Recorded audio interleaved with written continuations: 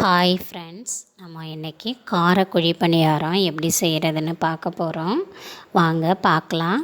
Welcome to புவண்டா அறுசுவை சமையல். இப்போது நம்ம காரக்குழி பணியாரம் செய்கிறதுக்கு இட்லி மாவு எடுத்து வச்சுருக்கேன். இது லேசாக புளித்த இட்லி மாவு, அதிகமாக மாவு புளிக்கக்கூடாது.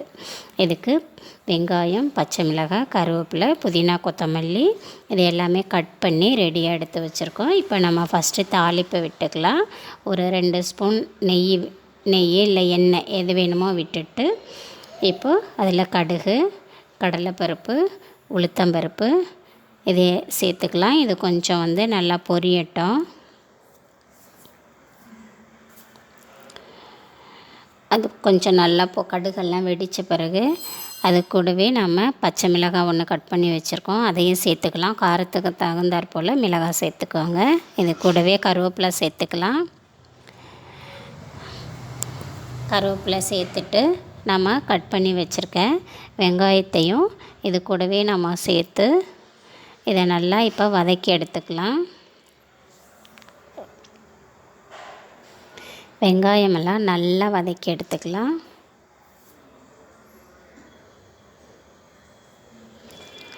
இப்போது நமக்கு வெங்காயம் வதங்கிடுச்சு. இப்போது இந்த வதக்கின தாளித்த இதை நம்ம வச்சுருக்க மாவு கூடவே சேர்த்துக்கலாம். மாவு கூடவே நாம் சேர்த்துட்டோம். இப்போ நம்ம இதுக்கு தேவையான அளவு நம்ம உப்பு சேர்த்துக்கலாம். நீங்கள் ஆல்ரெடி இட்லி மாவில் உப்பு சேர்த்துருந்தால் தேவையில்லை, நான் சேர்க்கலை. அதனால் நான் கொஞ்சமாக அதில் உப்பு சேர்த்துக்கிறேன். உப்பு சேர்த்துட்டு அது கூடவே கொஞ்சம் புதினா இலைகளும் சேர்த்துக்கிறேன். அதையும் சேர்த்துட்டு கொத்தமல்லி இருந்ததுன்னா அதையும் சேர்த்துக்கோங்க. இப்போ இந்த மாவை நல்லா நாம் மிக்ஸ் பண்ணி எடுத்துக்கலாம்.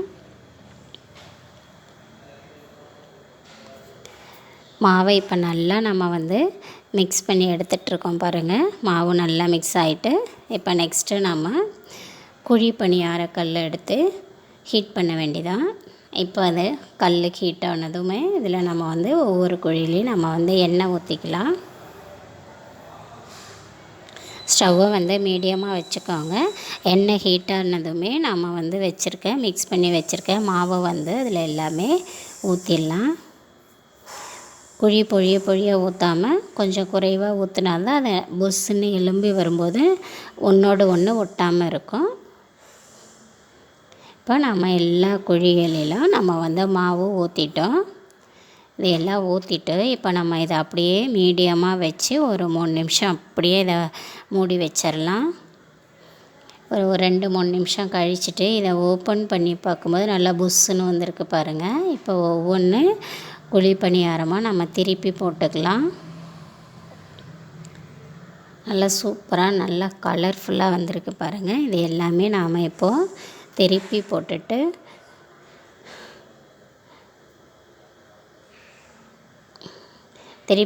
ஒரு 3 நிமிஷம் கழிச்சிட்டு நம்ம அந்த ஸ்டிக்கை வச்சு நம்ம குத்தி பார்த்தோன்னாலே நமக்கு தெரியும். நல்லா வெந்திருந்ததுன்னா ஸ்டிக்கில் எதுவும் ஒட்டாது. இப்போ பாருங்கள், நமக்கு சூப்பராக ரெடி ஆயிடுச்சு. அவ்வளோதான், நமக்கு காரக்குழி பணியாரம் சூப்பராக ரெடி ஆயிடுச்சு. இதை நம்ம ஒரு பிரேக்ஃபாஸ்ட்டாக கூட எடுத்துக்கலாம், அல்லது ஈவினிங் ஸ்நாக்ஸாக கூட எடுத்துக்கலாம். நம்ம இப்போ இது கூட நம்ம சட்னி வச்சு சாப்பிடும்போது செம்ம டேஸ்ட்டில் இருக்கும். இது ஒரு டிஃபனுக்கு ஈக்குவலாக உள்ளது. இது மாதிரி நீங்களும் செஞ்சு சாப்பிட்டு பாருங்கள். நல்லா பஞ்சு மாதிரி இருக்குது பாருங்கள். நல்லா சூப்பராக பஞ்சு மாதிரி இருக்குது. சட்னி கூட சேர்த்து சாப்பிடும்போது ஒரு அட்டகாசமான டேஸ்ட்டில் இருக்கும். ஓகே ஃப்ரெண்ட்ஸ், இதை மாதிரி நீங்களும் செஞ்சு சாப்பிட்டு பார்த்துட்டு எப்படி இருக்குன்னு சொல்லுங்கள். இந்த வீடியோ உங்களுக்கு பிடிச்சிருந்தால் எங்கள் சேனலை சப்ஸ்கிரைப் பண்ணுங்கள். பக்கத்திலே இருக்கிற பெல் பட்டனை கிளிக் பண்ணுங்கள். Okay, thank you.